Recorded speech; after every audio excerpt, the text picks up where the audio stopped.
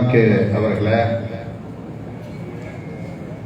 திராவிட முன்னேற்ற கழகத்தின் மாவட்ட பொருளாளர் எம்ஆர்கே பி கதிரவன் அவர்களே, சிதம்பரம் நகர்மன்ற தலைவர் கே ஆர் செந்தில்குமார் அவர்களே, மேனாள் சட்டமன்ற உறுப்பினர் துரை கி சரவணன் அவர்களே, காங்கிரஸ் பேரியக்கத்தின் மூத்த தலைவர் மேனாள் தமிழ்நாடு மாநில தலைவர் நாடாளுமன்ற உறுப்பினர் அண்ணன் கே எஸ் அழகிரி அவர்களே,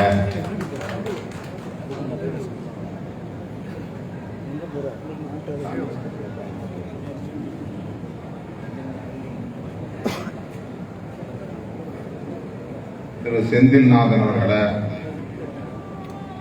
கே சித்தார்த்தன் அவர்களே, திராவிட முன்னேற்ற கழகத்தின் புவனகிரி மேற்கு ஒன்றிய செயலாளர் மதியழகன் அவர்களே, இளைஞரணி துணை அமைப்பாளர் இன்னொரு மதியழகன் அவர்களே, புவனகிரி கிழக்கு ஒன்றிய செயலாளர் டாக்டர் மனோகரன் அவர்களே, கீரப்பாளையம் ஒன்றிய செயலாளர்கள் கிழக்கு சபாநாயகம் அவர்களே, மேற்கு திருமூர்த்தி அவர்களே, புவனகிரி வேலூராட்சி தலைவர் வேலூர் செயலாளர் திரு கந்தன் அவர்களே, சேத்தியாத்தூர் பேரூராட்சி நகர செயலாளர் வழக்குரைஞர் மனோகர் அவர்களே, வேலூர் மன்ற தலைவர் குலோத்துங்கன் அவர்களே, திரு கருணாநிதி அவர்களே, கம்மாவரம் ஒன்றிய செயலாளர்கள் கே ஆர் ராயர் அவர்களே, பா திருமாவளவன் அவர்களே, சுந்தரபாண்டியன் அவர்களே, திருமுட்டம் வடக்கு ஒன்றிய செயலாளர் செந்தில்குமார் அவர்களே, கங்கை கொண்டான் பேரூர் செயலாளர் அப்பாஸ் அவர்களே, காங்கிரஸ் பேர் இயக்கத்தை சார்ந்த டாக்டர் செந்தில் வேலன் வெங்கடகிரி, சேரன், அருள்ஜோதி, ஜெயசீலன், சண்முகம், தெய்வசிகாமணி, ராஜேஷ், செழியன், பழனிவேல், சாமமூர்த்தி, திருமாவளவன், இமயராஜ், வைத்தியநாத சுவாமி, ஆரோக்கிய பிரபு, சுந்தரராஜன், அன்பரசன், ராதா சேகர் பாலையா, வேளாங்கண்ணி சேரன், அருள் இளங்கோவன், மோகன்தாஸ், சவுந்தரபாண்டியன், ராமச்சந்திரன், மணிவண்ணன், ஜனகர் ஆகிய தோழர்கள். மார்க்சிஸ்ட் கம்யூனிஸ்ட் கட்சியை சார்ந்த பொறுப்பாளர்கள் வாஞ்சிநாதன், ராமச்சந்திரன், செல்லையா, ஸ்டாலின், மணவாளன், காளி கோவிந்தராஜ் ஆகிய தோழர்கள். இந்திய கம்யூனிஸ்ட் கட்சியை சார்ந்த பொறுப்பாளர்கள் துரை, சுப்புசாமி, சேகர் ஆகிய தோழர்கள். மறுமலர்ச்சி திராவிட முன்னேற்ற கழகத்தை சார்ந்த மாவட்ட செயலாளர் ஏ என் குலசேகரன், பிச்சை, ஏடிஎஸ் ரவி, தமிழ்வாணன், சரிதா தவமணிராஜன், பாஸ்கர், தாமரை செல்வன், தில்லை, கா ரமேஷ், ஆனந்தராஜ், செந்தில்குமார் ஆகிய தோழர்கள். தமிழக வாழ்வுரிமை கட்சி மாவட்ட செயலாளர் சேரலாதன் அவர்கள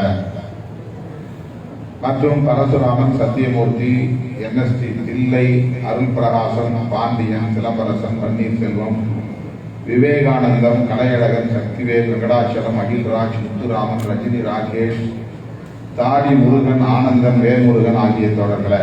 திராவிட கழகத்தை சார்ந்த பேராசிரியர் பூசி, இளங்கோவன், சித்தார்த்தன், யாழ்பிரிவன் ஆகிய தோழர்களை. மக்கள் நீதி மையத்தை சார்ந்த விஜயகாந்த், ராஜசேகர், ரவிச்சந்திரன், தந்தை பெரியார் பொதுவுடைமை கழகத்தை சார்ந்த மோகன், மே 17 இயக்கத்தை சார்ந்த கோகுலகிருஷ்ணன், மூவேந்தர் முன்னேற்ற கழகத்தின் நிறுவன தலைவர் ஸ்ரீதர் வாண்டையார், வைபவ் வாண்டையார், ஜி.எஸ். செல்வராஜ் ஆகிய தோழர்களே. தமிழக ஒடுக்கப்பட்டோர் விடுதலை இயக்கம் விடுதலை செல்வன், தந்தை பெரியார் விடுதலை கழகம் சதீஷ் மற்றும் இந்திய யூனியன் முஸ்லீம் லீக், மனிதநேய மக்கள் கட்சி, மனிதநேய ஜனநாயக கட்சி, இந்திய தேசிய லீக், ஆம் ஆத்மி கட்சி, இந்தியன் தௌஹீத் ஜமாத், தமிழ்நாடு தௌஹீத் ஜமாத், புதிய கலாச்சாரம் பாலு உள்ளிட்ட நமது தோழமை இயக்கங்களை சார்ந்த பொறுப்பாளர்களே, தலைவர்களே, திராவிட முன்னேற்ற கழகத்தை சார்ந்த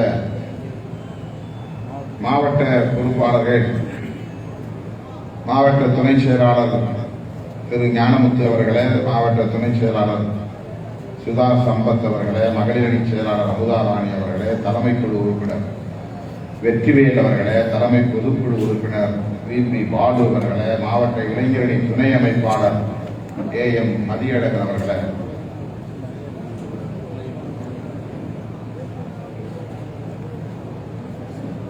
விடுதலை சிறுத்தைகள் கட்சியின் மாவட்ட செயலாளர் அரங்க தமிழொலி உள்ளிட்ட மாவட்ட பொறுப்பாளர்களே, நீதிவல்லன் அவர்களே, தாமரை செல்வன் அவர்களே, செல்லப்பன் அவர்களே,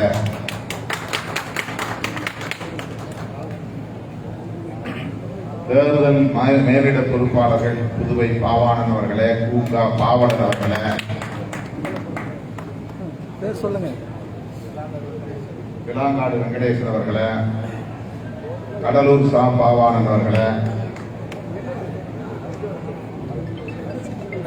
புவனகிரி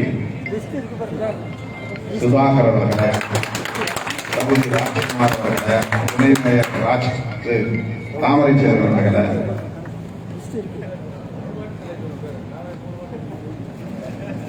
மற்றும் இயக்கத்தின் முன்னோடிகளே,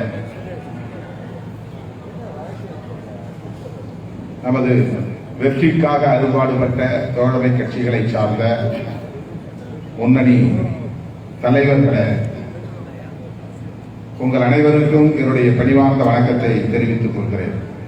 2 நாட்களுக்கு முன்பு அண்ணன் MRK அவர்கள் தொலைபேசியிலே பேசுகிற போது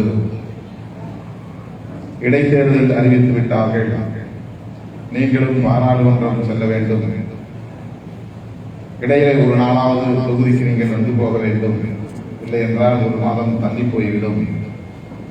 ஆகவே 13ஆம் தேதி சிதம்பரம், காட்டுமன்னார்குடி, புவனகிரி ஆகிய 3 சட்டமன்ற தொகுதிகளிலும் வாக்குகளை சேகரிக்க பாடுபட்டவர்கள், உழைத்தவர்கள், நமது தோழமை கட்சிகளின் முன்னணி பொறுப்பாளர்கள் அனைவரையும் செயல்வீரர் கூட்டத்திற்கு அழைத்ததைப் போல ஒரு இடத்திலே, ஒரு அரங்கத்திலே அழைத்து அவர்களுக்கு நாம் நன்றி சொல்லிவிட வேண்டும். அதன் பிறகு கொஞ்சம் இடைவெளி விட்டு ஒரு சட்டமன்றத்திற்கு 2 நாள் என்று ஒதுக்கி குறிப்பிட்ட சில பகுதிகளில் மக்களை திரட்டி ஆங்காங்கே நன்றி சொல்வோம் அல்லது நன்றி அறிவித்து பொதுக்கூட்டம் நடத்துவோம். அதற்கு முன்னதாக உழைத்தவர்களுக்கு நன்றி சொல்ல வாருங்கள் என்று எனக்கு வழிகாட்டினார், ஆலோசனை தந்தார். 2 நாள் இடைவெளிதான். எல்லோருக்கும் முன்கூட்டி தகவல் சொல்வதற்கு கூட போதிய கால அவகாசம் இல்லை. நாளை விக்கிரவாண்டி இடைத்தேர்தலை முன்னிட்டு நமது கூட்டணி கட்சி தலைவர்கள் பங்கேற்கிற கலந்தாய்வு கூட்டம் விக்கிரவாண்டியிலே நடைபெறுகிறது. நானும் அதிலே பங்கேற்க வேண்டும். அரியலூர் மாவட்டத்தில் உள்ள 3 சட்டமன்ற தொகுதிகளுக்கு இப்போது போக முடியாது, அதை தள்ளி வைத்திருக்கிறோம். ஆகவே இந்த இடைப்பட்ட ஓரிரு நாள் இடைவெளியில், அவருக்கு கிடைத்திருந்த ஓரிரு நாள் இடைவெளியில் உங்களை எல்லாம் சந்திப்பதற்கு திடீரென இந்த ஏற்பாட்டினை நம்முடைய மாண்புமிகு அமைச்சர் அவர்கள், அண்ணன் MRK அவர்கள் செய்து அதன் மூலம் உங்களுக்கு நன்றி சொல்லுகிற ஒரு வாய்ப்பை நான் பெற்றிருக்கிறேன். உங்கள் அனைவருக்கும் என்னுடைய மனமார்ந்த நன்றியை உரித்தாக்குகிறேன். இது என்னுடைய வெற்றி என்று நான் கருதவில்லை. திராவிட முன்னேற்ற கழகத்தின் தலைமையிலான கூட்டணிக்கு வெற்றி, கூட்டணி தலைவர் தளபதி அவர்களுக்கு கிடைத்த வெற்றி. அவர் கடந்த 5 ஆண்டுகளாக ஒரு கூட்டணியை வெற்றிகரமாக வழிநடத்தி வருகிறார். இந்தியாவில் எந்த மாநிலத்திலும் இல்லாத ஒரு சிறப்பு. தொடர்ந்து 4 பொது தேர்தல்களை, 3 பொது தேர்தல்களை, ஒரு உள்ளாட்சி தேர்தல் என்று 4 தேர்தல்களை சந்திக்கிற அளவுக்கு ஒரு கூட்டணி கட்டுக்கோப்பாக இருக்கிறது, நல்லிணக்கத்தோடு இயங்குகிறது. 2019 நாடாளுமன்ற பொது தேர்தலில் ஒரே ஒரு தொகுதி தேனியை தவிர 39 இடங்களில் இந்த கூட்டணி வெற்றி பெற்றது. 5 லட்சம் வாக்குகள் வித்தியாசம், 4 லட்சம் வாக்குகள் வித்தியாசம் என்பது பெரிய அளவிலே வாக்குகள் பெற்று நாம் வெற்றி பெற்றோம். அதன் பிறகு 2021 சட்டமன்ற பொதுத் தேர்தல் திராவிட முன்னேற்ற கழகத்தை ஆட்சி கட்டில் அமர்த்தியது தமிழ்நாடு மக்கள், தமிழ்நாட்டு மக்கள் அமர்த்தினார்கள். இன்றைக்கு அவர் ஆட்சியிலே வெற்றிகரமாக 3வது ஆண்டை கடந்து 4வது ஆண்டை நோக்கி வீறு நடை போட்டுக் கொண்டிருக்கிறார். அதன் பிறகு ஊராட்சி அமைப்புகளுக்கான, உள்ளாட்சி அமைப்புகளுக்கான தேர்தல், அதிலும் மாபெரும் வெற்றி இந்த கூட்டணி. அதன் பிறகு இப்போது நாம் சந்தித்திருக்கிற இந்த 4வது பொது தேர்தல், நாடாளுமன்ற பொது தேர்தல் 40க்கு 40 100 விழுக்காடு வெற்றி. இந்த 40லே 1 சிதம்பரம். திமுக கூட்டணிக்கு கிடைத்த வெற்றியிலே 1 சிதம்பரத்திற்கு கிடைத்திருக்கிற வெற்றி. அப்படி ஒரு மகத்தான வெற்றியை இந்த கூட்டணிக்கு வழங்கிய தமிழக வாக்காளர் பொதுமக்கள் அனைவருக்கும் இந்த கூட்டத்தின் வாயிலாக நான் எனது மனமார்ந்த நன்றியை குறித்தாக்குகிறேன். இந்த தொகுதியிலே நாம் பெற்றிருக்கிற வெற்றி அபாரமான 1 லட்சம் வாக்குகள் வித்தியாசத்தில் நாம் வெற்றி பெற்றிருக்கிறோம் என்றால் இது கிட்டத்தட்ட 10 லட்சம் வாக்குகளுக்கு சமமானது. சிதம்பரம் தொகுதியிலே 1 லட்சம் வாக்குகள் வித்தியாசத்திலே நாம் பெற்றிருக்கிற வெற்றி என்பது அவ்வளவு மதிப்புடையது. அண்ணன் அவர்கள் இங்கே சொன்னார், திருமாவளவன் எல்லாரும் பயன்படுத்தினாங்க. உண்மை. திமுகவை சார்ந்த பல மூத்த அமைச்சர்களை கூட என்னிடத்திலே நட்பு அடிப்படையில் அழைத்து பேசினார்கள். ஏன் போய் நீங்க போராடி இருக்கணும், போன முறை நாங்கெல்லாம் யாரும் தூங்கல, தலைவரே தூங்கல, 2 மணி வரைக்கும் எம்ஆர்கே போனுக்கு போய் என்னாச்சுன்னு கேட்டுக்கிட்டே இருந்தாரு. எங்களுக்கு உங்க வெற்றியை பார்த்த பிறகுதான் தலைவர் தூக்கப்படாத நாங்கள் தூக்க போனோம். அவ்வளவு பதற்றம் ஆயிடுச்சு. இந்த முறை நீங்க அங்க ஏன் போகணும், ஏன் ரிஸ்க் எடுக்கணும் அப்படின்னு சொன்னாங்க. திருவள்ளூர் நல்ல தொகுதி, காஞ்சிபுரம் நல்ல தொகுதி, விழுப்புரம் ஏற்கனவே உங்களுக்கு வாய்ப்பான ஒரு தொகுதியாக இருக்கிறது. இதில் ஏதேனும் ஒரு தொகுதியிலே நீங்கள் நிற்கலாம் என்று எனக்கு அறிவுரை சொன்னது உண்மைதான். ரவிக்குமார் அவர்களும் அப்படி சொன்னது உண்மைதான். அதையும் அண்ணன் எப்படியோ கண்டுபிடித்து ஸ்மெல் பண்ணி அதையும் சொன்னார். அவரு சீட்டை வாங்கின பிறகு கூட, சிதம்பரம் விழுப்புரம் வாங்கின பிறகு கூட, நீங்க வேணா விழுப்புரத்துக்கு நெல்லுங்க, நீங்க எப்படியா ஜெயிச்சுக்கணும், நான் வேணா போய் ரிஸ்கை ஃபேஸ் பண்றேன், சிதம்பரத்துக்கு நான் போறேன். நான் சொன்னேன், அண்ணன் சொல்லிட்டார், அந்த எம்ஆர்சியை சொல்லியிருக்காங்க.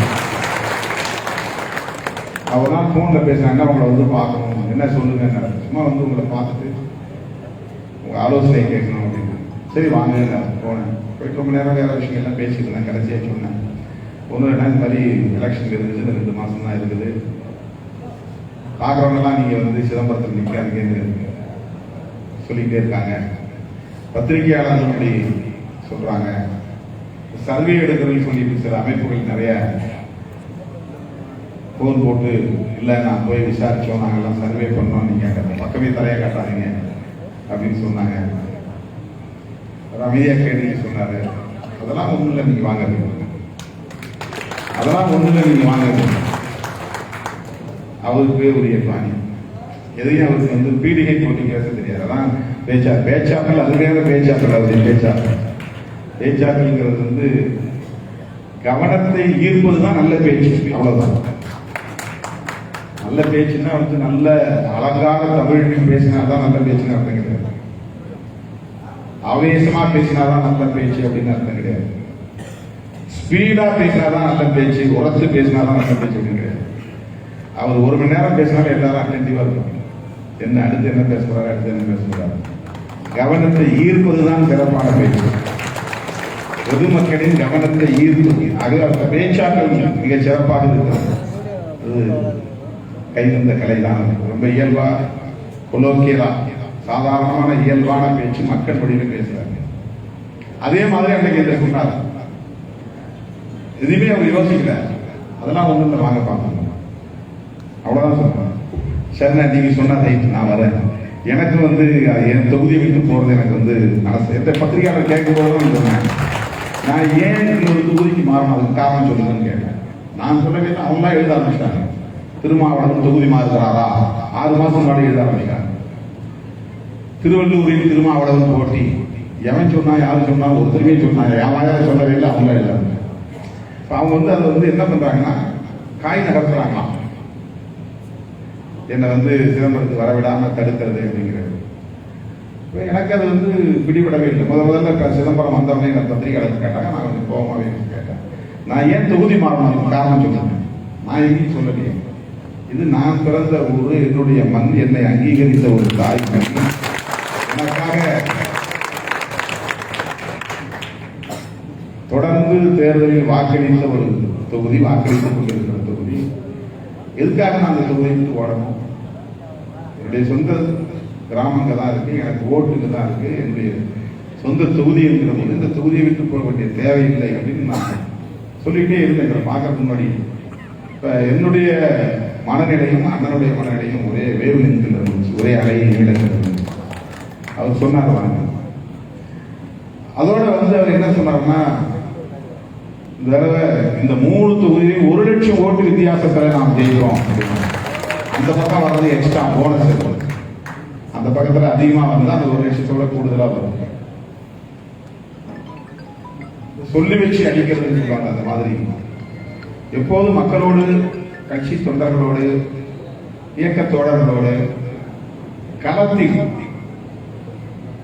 கிராஸ் ரூட் லெவல் சொல்லுவாங்க. அந்த மாதிரி களப்பணி ஆற்றக்கூடியவர்களோடு தொடர்பிலே இருக்கக்கூடிய ஒரு தலைமை அண்ணன் எம்ஆர்கே அவர்களின் தலைமை. அதுதான் லீடர்ஷிப். அதெல்லாம் திட்டுறாரு, வேகமா பேசுறாரு அப்படின்னா கூட ஏன் அவங்க யாரும் ரியாக்ட் பண்ண மாட்டேங்கிறாங்க, முகம் சொல்லிக்க மாட்டேங்கிறாங்கன்னா அவங்களுடைய நலன்களில் இருக்கு அக்கறை இருக்கிறது. அதுதான் அவங்களுடைய கோரிக்கைகளை நிறைவேற்றணும், அவங்களுடைய நலன்களில் கவனம் செலுத்தணும் அப்படிங்கிற ஒரு ரெஸ்பான்சிபிலிட்டி, அந்த பொறுப்புணர்வு.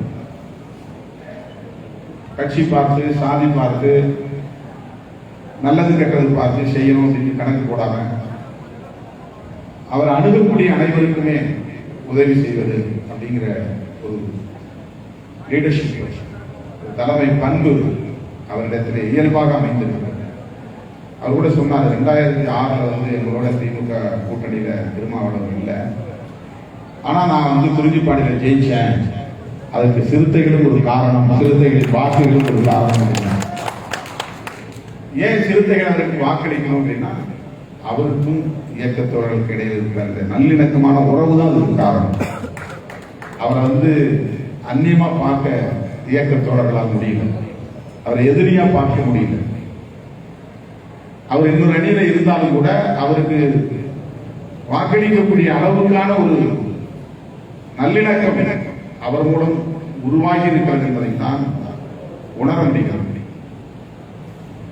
ஆகவே 2001 மக்கள் தலைவர் மூப்பனார் அவர்கள் முதலில் இந்த தேர்தல் அரசியலில் என்னை அறிமுகப்படுத்திய போது உடனிருந்து எங்களை வழிநடத்தியவர் நம்முடைய மண்ணின் மைந்தர் KS அழகிரி அவர்கள், உள்ளிட்ட அல்போன்ஸ் அவர்களும், கோபண்ணா அவர்களும் மறக்க முடியாத தலைவர்கள்.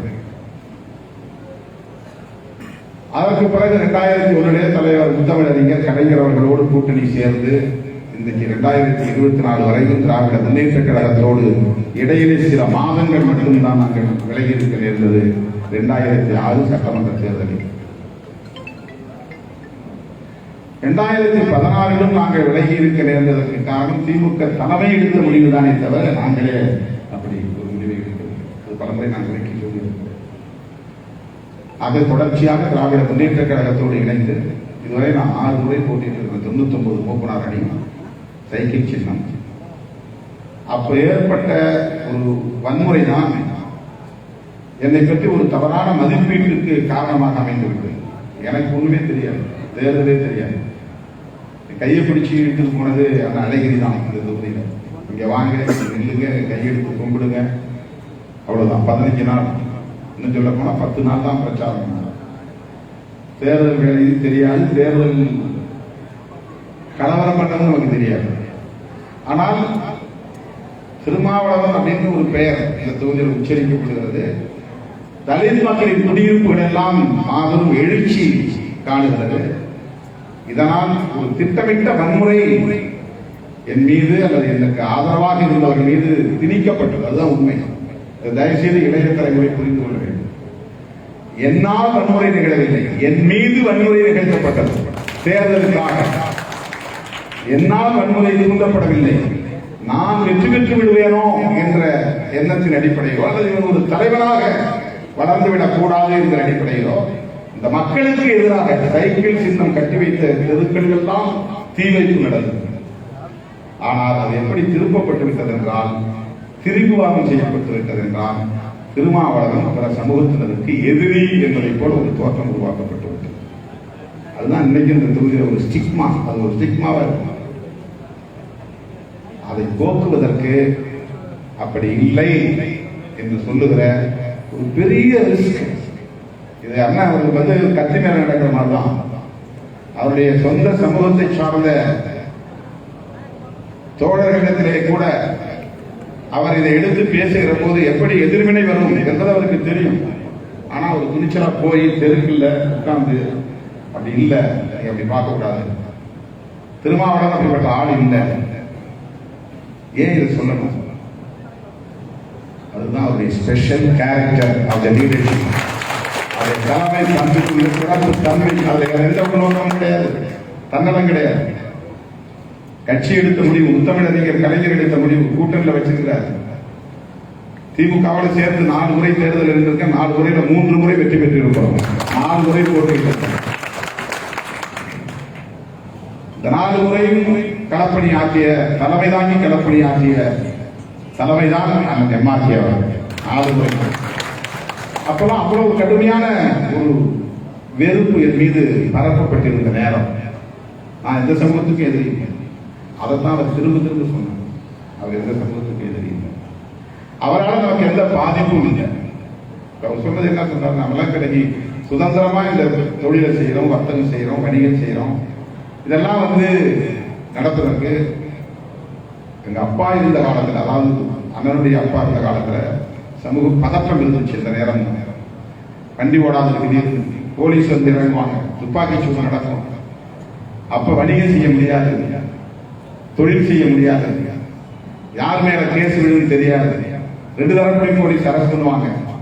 அந்த மாதிரி இருந்த நிலை இன்னைக்கு மாறி திருமாவளவன் வந்த பிறகு மாறி இருக்கிறது. கூட இருக்கிற தம்பி உற்சாகத்தில் இருக்கிறாங்க, அவ்வளவுதானே தவிர அவங்க எந்த கெட்ட நோக்கமும் இல்லை, உள்நோக்கமும் இல்லை. அவரை பார்த்து உணர்ச்சியப்படுறாங்க, உற்சாகம் அடைகிறாங்க, அவ்வளவுதான். இதை ஒவ்வொரு தேர்தலிலும் களத்திற்கு களம், வீதிக்கு வீதி சென்று பொறுப்புணர்வோடு எடுத்து சொல்லி, இந்த தேர்தலிலும் அதையே பிரதானமான ஒரு பிரச்சாரமாக வைத்து திருமாவளவன் அவருக்கு பாதுகாவலர் போல செயல்படக்கூடியவர். நம்புங்கள், என்னை நம்புகிறவர்கள் அவரையும் நம்புங்கள். இதுதான் அவருடைய பிரச்சாரம். காலம் முழுவதும் அண்ணனுக்கு நான் நன்றி சொல்ல கடமைப்பட்டிருக்கிறேன். இது தனிப்பட்ட முறையிலே திருமாவளவனுக்கு எதிராக திணிக்கப்பட்ட அவதூறுகளை களைகிற முயற்சி இல்லை. 2 சமூகங்களுக்கு இடையிலே நல்லிணக்கத்தை ஏற்படுத்துவதற்கான ஒரு பெரும் முயற்சி. பானை சின்னம் தான், 10 நாள் தான் இடைவெளி. இது எம்ஆர்கே சொல்றாரு, பானையில போடுறது. தளபதி சொல்றார், பானையில போடு ஓட்டு. எந்த சமூக மக்களிடத்திலே வெறுப்பு விதைக்கப்பட்டிருந்ததோ அந்த வெறுப்பை கலைந்து பானை சின்னத்திலே வாக்களித்து 5 லட்சம் பேர் போன தேர்தலில் வாக்களித்தார்கள். 5,05,000 பேர் இந்த தேர்தலில் வாக்களித்திருக்கிறார்கள் என்றால் இந்த 5 லட்சம் பேர் தலித்துகளில் 50% மேல் தலித் அல்லாதவர்கள் இஸ்லாமியர், கிறிஸ்தவர் உள்ளிட்ட சிறுபான்மையினர் இந்த சின்னத்திலே வாக்களித்து வெற்றி பெற வைத்திருக்கிறார்கள் என்று சொன்னால், அருமை தோழர்களே, இது அண்ணன் எம்ஆர்கே அவர்களின் பெரும் உழைப்புக்கு கிடைத்த வெற்றி. திராவிட முன்னேற்ற கழகத்தின் தலைமையிலான கூட்டணியின் மீது மக்கள் கொண்டிருக்கிற நம்பிக்கைக்கு கிடைத்த வெற்றி. அகில இந்திய அளவில் ராகுல் காந்தி அவர்கள் முன்மொழிந்த அரசியலுக்கு கிடைத்த வெற்றி.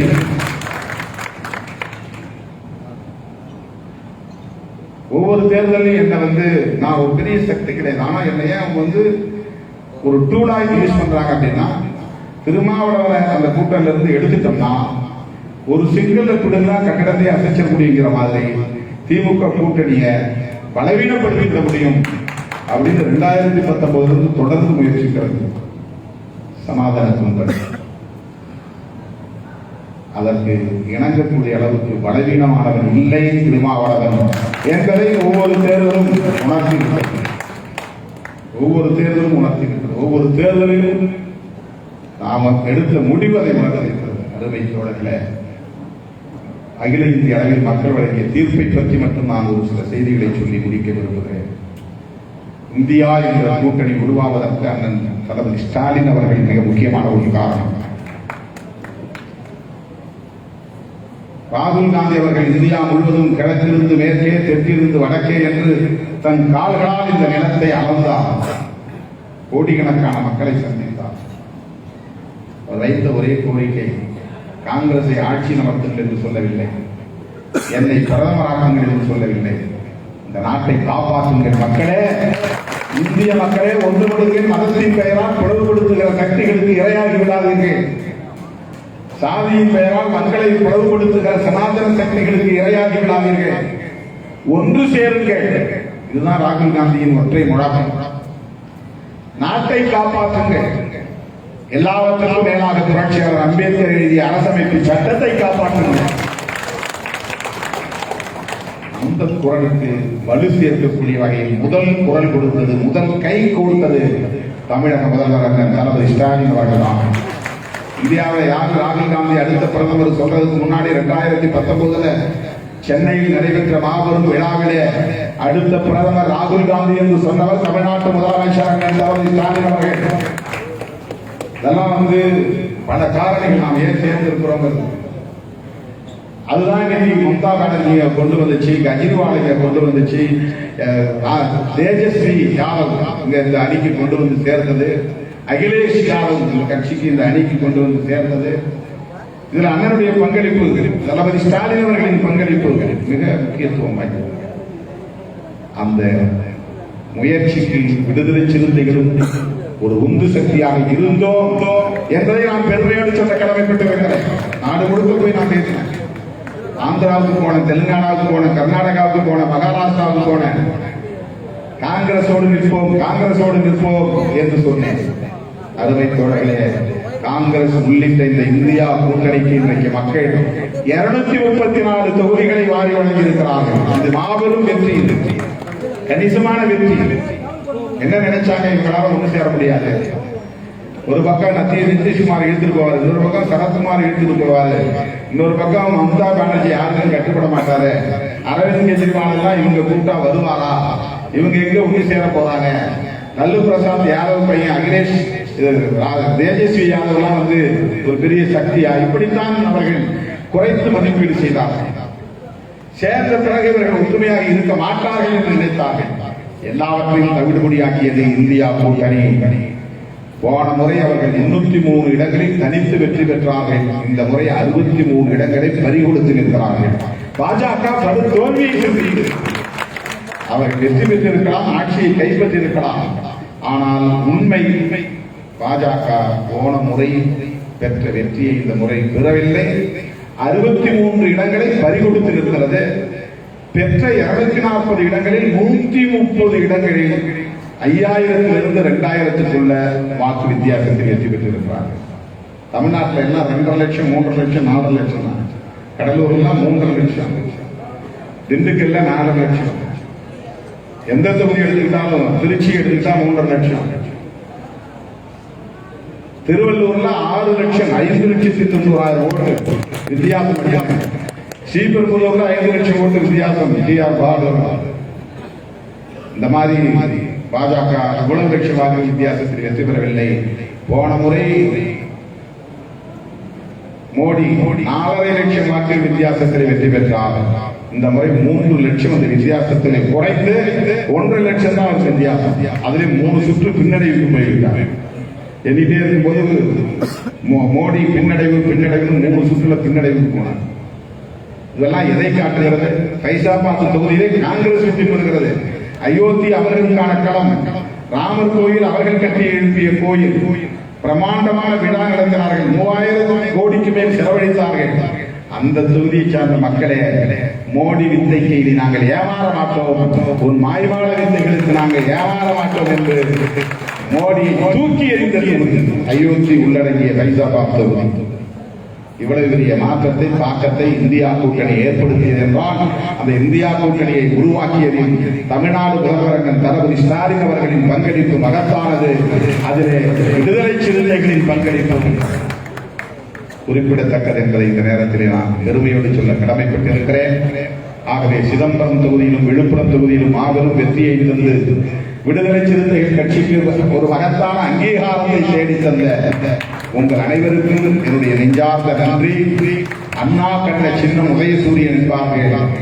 எம்ஆர்கே கண்ட சின்னம் பானை. இதுதான் வரலாறு. அவர்தான் இந்த சின்னத்தையே எங்களுக்கு அடையாளம் காட்டியவர். அவரால் தான் போன முறையும் வென்றோம், இந்த முறையும் வென்றோம், அங்கீகாரத்தையும் வென்றோம். ஆகவே அந்த எம்ஆர்கே அவர்களுக்கு எனது சிறப்பான நன்றியை தெரிவித்து அவருடைய இடத்தில் இருந்து பாராட்டிய அன்பு இளவல் எம்ஆர்கே கதிரவன் அவர்களுக்கு என்னுடைய சிறப்பான நன்றியை தெரிவித்து ஒவ்வொரு கட்சியின் முன்னணி தலைவர்களும் இந்த வெற்றிக்கு அரும்பாடுபட்டிருக்கிறீர்கள். தனித்தனியே உங்கள் கைகளை பிடித்து நன்றி சொல்ல நான் கடமைப்பட்டிருக்கிறேன். நேரமில்லை.